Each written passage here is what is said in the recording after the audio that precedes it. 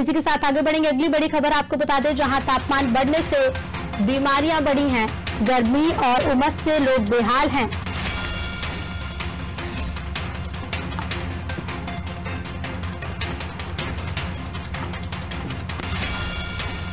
बड़ी संख्या में मरीज अस्पतालों में पहुंच रहे हैं। मौसम विभाग के अनुसार अगले 2-3 दिन ऐसी ही स्थिति रहेगी। 17 तारीख के बाद से फिर से बारिश हो सकती है। तो तापमान बढ़ने से बीमारियां भी बढ़ी हैं, गर्मी और उमस से लोग बेहाल हैं। बड़ी संख्या में मरीज अस्पताल पहुंच रहे हैं।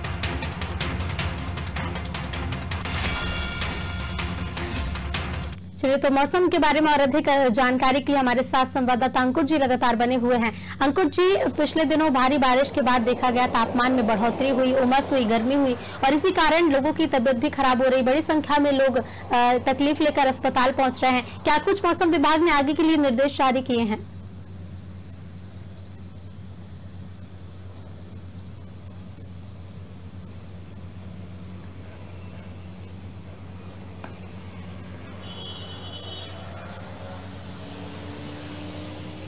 बिल्कुल, मैं आपको बता दूं, लगातार 20 दिनों तक हुई बारिश के बाद कह सकते तापमान में काफी गिरावट आई थी। मौसम में ठंडक घुल गई थी।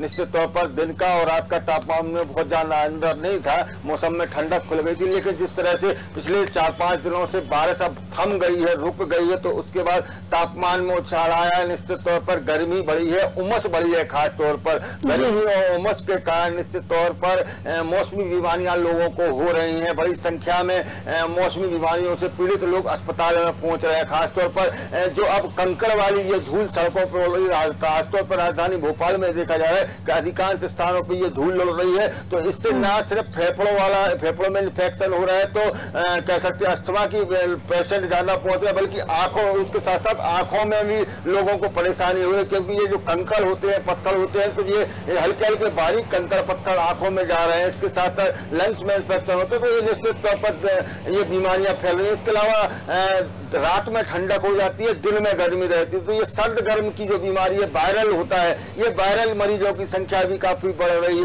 बात करें अगर मध्य प्रदेश के अन्य जिलों की, तो जहां पर बाढ़ आई थी, श्योपुर से पुरिया, अन्य जिन जिलों में बाढ़ आई थी, वहां बाढ़ का पानी अब उतर गया है। लेकिन गंदगी इतनी ज्यादा है, अभी पूरी तरह से वहां सफाई हो नहीं पाई है, तो उस कारण भी उन जिलों में निश्चित तौर पर कह सकते हैं बीमारियां फैल रही है। तो निश्चित तौर पर ये बीमारी मौसम खुलने के बाद ये बीमारियां फैल रही। बात करें अगर मौसम विभाग के आगे का, तो मौसम विभाग का ये कहना है कि फिलहाल अभी कोई सिस्टम नहीं है, लेकिन 17 तारीख के बाद बंगाल की खाड़ी से कोई सिस्टम बन सकता है। तो प्रदेश के कई जिलों में, खासतौर पर रीवा शहडोल संभाग में अच्छी बारिश हो सकती है, बाकी अन्य जिलों में भी बारिश हो सकती है। क्योंकि अभी बारिश का मौसम गया तो है नहीं, 20 दिन बारिश हुई है, तो ऐसे में निश्चित तौर पर अभी बारिश की आवश्यकता सभी को है, चाहे वो डैम भरने के लिए हो, कोई तालाब भरने के लिए हो, तो या फिर किसानों की फसलों के लिए। तो अभी बारिश की आवश्यकता तो फिलहाल है। अब देखना होगा कि मौसम विभाग जो कह रहा है 17-18 के बाद फिर से एक बार मानसून की वापसी हो सकती है, तो देखना होगा